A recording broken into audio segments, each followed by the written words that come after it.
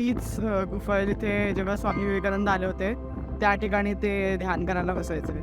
संध्याकाळ होताच मी फायनली निघालो कासार देवीसाठी. याच जागेसाठी मी इथे आलो होतो. या जागेविषयी कळताच मी दुसरा कोणताही विचार न करता इथे यायचं ठरवलं होतं. हा छोटा 20 मिनिटांचा हाईक चढत असताना हळूहळू मंदिर दिसू लागलं. वाऱ्याचा आणि मंदिरातल्या घंट्यांचा आवाज कानावर पडत असताना सुद्धा आतून फार शांत वाटत होतं. आणि मी आता तिथे जाणार आहे. ही जागा आहे त्या व्हॅन ॲलन बेल्टमध्ये.